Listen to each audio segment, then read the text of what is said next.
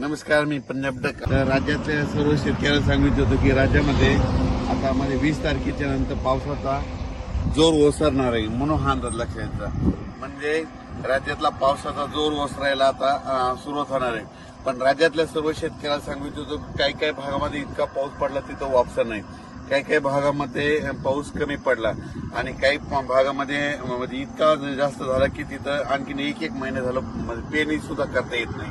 पण राज्यात मात्र सर्व शेतकऱ्यांना सांगितलं ज्यांची पेरणी झाली त्यांच्या झाल्या, ज्यांच्या राहिलं तर त्यांना जूनच्या शेवटच्या आठवड्यात एक चांगला पाऊस येणार आहे, म्हणून हा अंदाज लक्षात घ्यायचा. म्हणजे 27 जूनच्या नंतर राज्यात जूनच्या शेवटच्या आठवड्यात नंतर एक मोठा पाऊस येईल. मग त्याच्यात मात्र राज्यातल्या सर्व शेतकऱ्यांच्या राहिलेल्या सगळ्या पेरण्या होणार आहेत, म्हणून हा अंदाज लक्षात घ्यायचा. तसा पाऊस थोडा चालूच राहणार आहे. स्थानिक वातावरण तयार होऊन पाऊस राहील, पण राज्यात असा जी इतका मोठा पाऊस पडत होता त्याचा पाऊस आता कमी होणार आहे, म्हणून हा अंदाज लक्षात घ्या. सरी मात्र येत राहतील. म्हणजे आणखी 2-4 दिवस मध्ये एकदम बंद होणार नाही, पण सरी चालत राहील. भाग बदलत पडणार आहे आता, म्हणजे सर्वदूर पडणार नाही, भाग बदलत तरच पाऊस राहणार आहे, म्हणून हा अंदाज लक्षात घ्यायचा.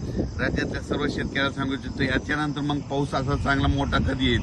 राज्यात सर्वदूरचा पाऊस आता जूनच्या शेवटच्या आठवड्यात म्हणजे 27 जूनच्या 2 जुलैच्या दरम्यान, म्हणजे जूनचा शेवटचा आठवडा आणि जुलैचा पहिला आठवडा, म्हणजे त्याच्यात मग मोठा पाऊस येणार आहे. आणि मग त्याच्यामध्ये संपूर्ण राज्यातील राहिलेल्याची सगळ्याची पेरणी होऊन जाईल, म्हणून हा अंदाज लक्षात घ्यायचा.